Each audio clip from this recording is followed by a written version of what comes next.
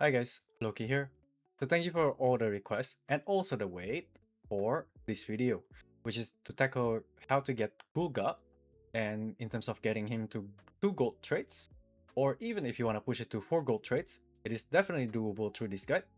And also for myself, I did get 2 times of the 2 gold traits Gulgak separately. I haven't combined it yet, so it is up to you. And the topic breakdowns will be as according to the screen. I do believe that all the topics will be useful no matter even if you're a newbie or if you're hardcore, been playing for a while. Do check them out, but I will put the timestamp regardless so you can choose which topic interests you the most. So just a reminder, last week we did drop the video for these Monsterling Rift Guides mutations. So if you want, the link will be up there. So today, we're going to talk about the end mutations for the Conquest bosses, like for example, Amon Shadow right here, Avardan's Mana, Fiend, Eldora the Guardian, and Gulgak. Now, don't worry about not being able to see the whole screen. I'll share the shareable slide later on the Google Drive.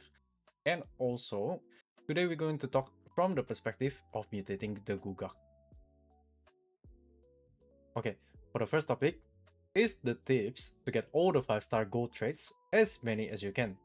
Of course, the first step involving the daily farming throughout the whole map, because that is the simplest, easiest way. However, I would understand if you are burnt out, because not only you, but myself included, and a lot of other players. So my suggestions will be to still do daily farming, at least also, like this one, the mutations materials like Cacabagge, Odong seed, and then so that you can mutate it to Kimchi and also the Borborg itself from the field bosses daily and also request board. But there's also another step, which is the weekly ones. It is the Dimensional Rift. Because through Dimensional Rift, at least you'll be able to farm a little bit Monsterlings, and also you might also bump into like the mutation monsters like Kimchi right this, or Mong Shadow for the Amon's Shadow. So like for example like me, I'm daily the whole map just like this on stream. So the second step is just lock all your 5-star gold traits like these ones.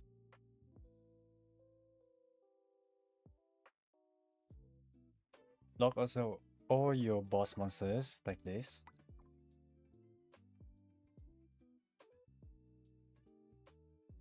Now for the third step is to simply mutate them all. For example, Cacabagge plus Odong seed into Kimchi, and then Borborg plus Kimchi into gold. Lock all the results first until you're ready, and then lock also the excess materials. For example, Odong seed is pretty hard to get, so just make sure to lock them all first, because the next step is gonna be the batch combination. Okay, since you already finished the mutations and everything, and then you feel like there's no more things you can mutate, or you already locked it like this, the excess, then batch combine. It says if auto select is used, all monsterlings will be chosen in order according to grade. Monsterlings born from the results of batch combine receive random traits. So that's how you pretty much just batch combine like this. The filter, you want to choose it from 1 star. So work your way up from the lowest like this, because there's a chance that they grade up. So always make the filter like this. And we can check again. See if there's any... Ah, there we go. Def 5%. So this one is a quick rules. So if you want to lock 4 traits, you have to combine 5 stars with another 5 stars. If you combine, for example, 5 stars with 4 stars, you can only lock 3. If you try to combine with like 5 stars with 3, 2, 1, you can only lock 2 traits. Second rule, you cannot stack 2 of the same traits to one single Monsterlings. I thought that at the start, you can at least stack 2 different grades of the same traits, like crit rate 5%, crit rate 4%, which is the purple, but apparently the game locked it. Okay, so let's talk the second topic. This one is the biggest topic. So the real question is, how do we get this right? Of course, I already mapped it out here, but let me talk through the resource first. because this is important to understand the logic behind that whole mapping.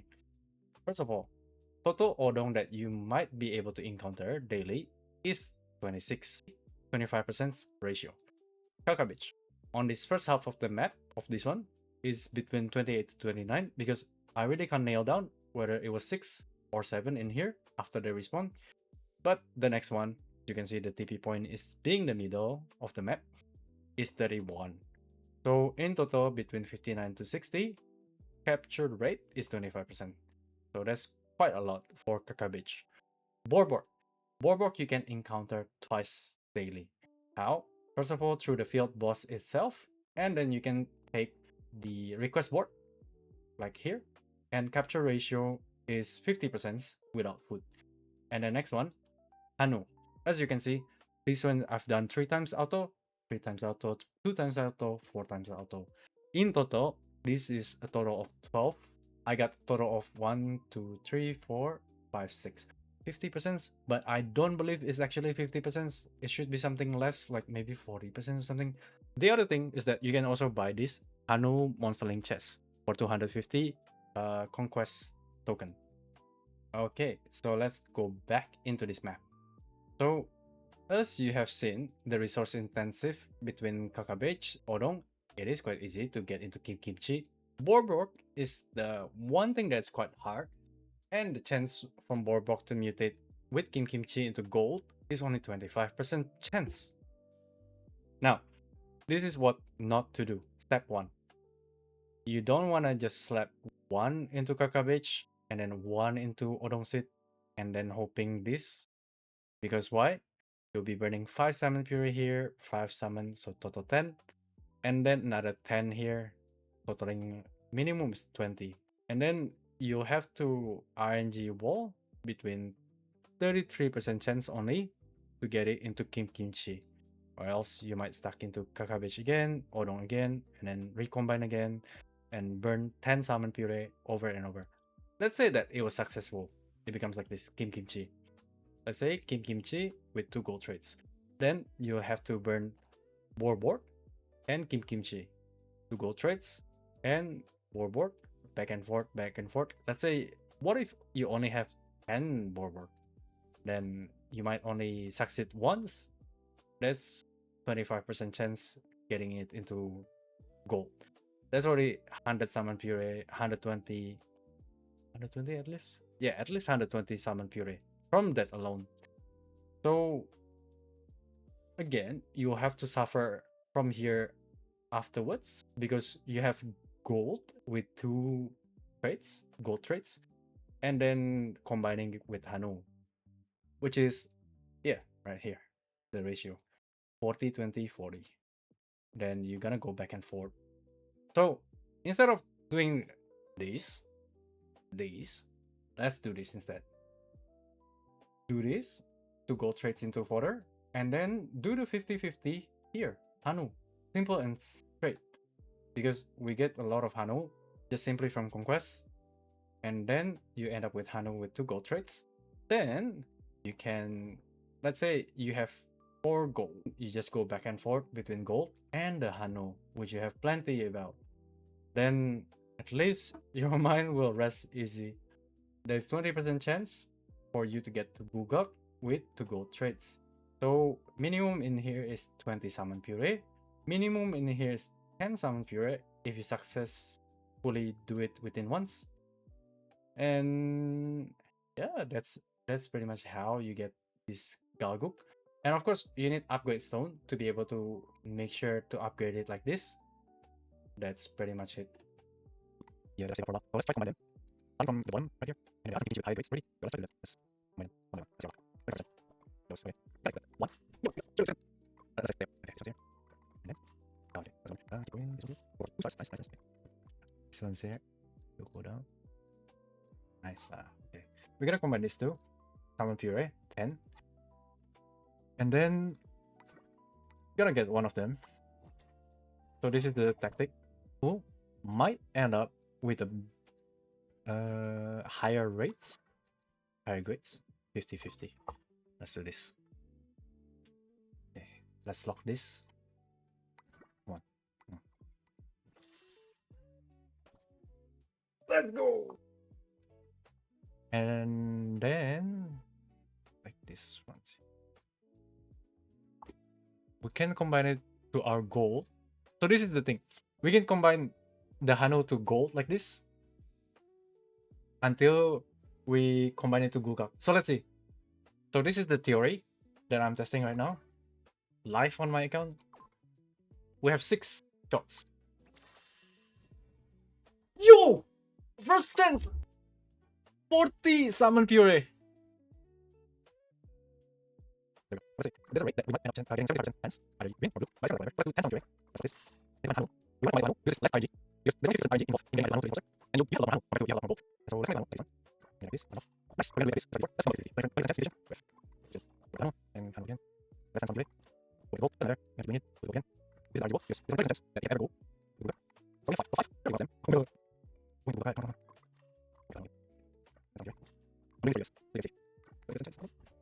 Okay, so this is pretty much the third topic. It was supposed to be the resource including the previous ones, like the Monsterling resources, but this is pretty much, let's just do the Salmon Puree. So for Dimensional Rave, you get 6 per completion, and you get 3 weekly ticket, right? So in total, 18 summon weekly. That's what you are guaranteed. And then because each season there's a total of 3 weeks, then each season you get 54 Salmon Puree. Of course, you gotta buy some players also will buy, like, what do you call it, the Reef instances. We're gonna get into it later. Racing. I didn't know this before until like one day before the resets of the season, that racing is actually a seasonal thing. So through all the 5 tracks, you can get 50 gold, 50 coins from each track, and then you can get 3 Salmon Puree. So in total, 15 Salmon Puree just for doing all the tracks, getting 50 coins in each tracks. And next one is the point rewards. So there's 5 Salmon Puree at point 200k, 400k, and 650k. Then in total, you'll be getting 15 Salmon Puree. And to summarize that, it's 30 each season. That's what you guarantee from racing. And then also events, currently we have this one, total of 15. You just have to do conquest, I think like 8 times in total. You'll get 5, and then also 10, in total is 15. After this event, unfortunately there's no events for the Puree, but let's hope that the dev give us more Puree throughout the different various events. Now, I want to talk to you guys regarding the Dimensional Reef shop, because I've done this calculation. Basically, you can buy the Reef ticket entry, right? Or also Salmon Puree. Now, which one should you actually consider first? First of all, definitely ticket. So this is the calculation. Number 1, buy from the cheapest to the more expensive and most expensive. Afterwards, you can slowly go through the Salmon Puree, which is quite expensive. This is the reasoning and the breakdown. Because let's say this is 175 Reef token, which it is. You get 1 ticket. 1 ticket, you can get 6 Salmon Puree. So with 6 Salmon Puree, 1 Salmon Puree is priced at 29 Reef token. 29.16776667, somewhere there. And anyway, this one, next one is 400. Then yeah, this is the breakdown.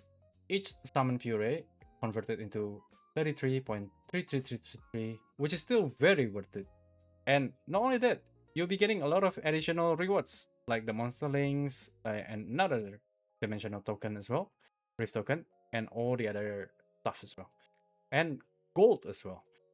So definitely go through your way to buy all these Rift tickets, because the Salmon Puree breakdown cost here is very expensive. Even though you get 3 for 225, but 225 divided by 3 is 75 each. Look at this. This is double the most expensive Rift ticket. And then the next one, which is another more expensive one, 375, 125 Salmon Puree each. Of course, you can get 15 in total because you can buy out 5 times. 15, 15, 15, 45 in total. But if through here, 1, 2, 3, 6 times 6, 36. 36 at a total cost of 600 Rift token compared to, yeah, this is a lot, guys. I'm not gonna do calculations, I haven't done it. You can do it, but you can see clearly which one is to prioritize. Okay, this one I'm just bringing it back quickly because, as you remember, Avardan's mana coming up next week for 2 weeks. So it seems that if the direction is really just 1 week hiatus and then we're getting 2 weeks conquest and mutations, and then 1 week hiatus into 2 weeks and mutation again, then hopefully we don't even need to combine Fiend, Gulgak, and all that. Might as well just wait. And for future conquest monsters, well, Reginola. Let's talk about this. So the previous time I mentioned that please lock all the bosses monsterlings. The reason is that because we don't know the end mutation for Reginola or which materials it will intake. So just keep as much as possible, save it up. Especially if you notice that that monsterling is very rare in the field that you encounter daily. So hopefully, yeah, I think that's just our predictions. And last one, this is just warning and discussion. So basically, as you can see, I do have 2 Gulgak, but the problem is that we understand that for Monsterling itself, the active link chains, it doesn't stack. I do have a video recording about it, but I'm not gonna do it here. My worries is that rank effect also, I don't think it will stack, even despite it being 2 different grades and being used in 2 separate characters. If it is, it would be great. The reason is that this was a mistake because I thought that I'm not gonna combine it this time. I'm gonna put it in 2 different characters because, as you can see, I put two same gold traits: damage to boss, heal cooldown, damage to boss, heal cooldown. So this was an awful experience for me, to be honest. I might combine this with another different traits. Wish me luck, 50-50 on that. So hopefully you don't make the same mistake. If you want to separate them, at least damage to boss, heal cooldown, crit rate, crit damage, or attack or elemental bonus, something that's different, you keep it between 2 characters first. So yeah, because the reason is that rank effect, for example here, the game doesn't show us any buffs toward ourselves or debuffs to enemy from rank effect. When active link chains, for example, whenever Duoxini appears in the field, you can see the debuff and the bonus effect applied to you or to enemy. You can see that there's gonna be rest reductions towards fire, and also I think neutralization damage boost. Yeah, so those 2 you can see it, and as soon as you click it, the icon, then you can clearly see. But rank effect is never shown in the battle, which I think this is quite concerning or can be a bug. So I'm gonna report this to the dev. Hopefully the dev will, yeah, I know it's not a bug, but the thing is that at least the dev need to let us see whether rank effect tags or not. Well, this concerning my account. So yeah, that's about it, guys. I hope this video has been helpful. And one last thing that I want to impart you, I am currently streaming on Twitch daily, and the schedule will be during Mongil game daily reset. And if you do come by, there'll be a Twitch drops. As you can see, I think every few weeks they reset a different Twitch drops that you can claim as well, just from watching me. And if you want to support me, I am a content creator for Mongil. You can support me through the link that I will link down below. I am also currently trying to get in touch with different YouTubers and content creators. Hopefully we can do podcasts for Mongil. I know there's a lot of big YouTubers such as Hahnul, I forget the other name, but I couldn't contact Hahnul. I really want to collab with him, and yeah, because he's a big YouTuber, and I know that Mongil himself tried to contact him to get in touch and get some feedback from him regarding the game, regarding the player feedback. I don't think that he mainly covers Mongil like me, but I want to collab with him so that we can combine our voices and then can reach out to the dev. And yeah, send our regards to the dev in terms of like the global concerns players, the players from the global concerns. That's about it. Thank you for watching and see you next time.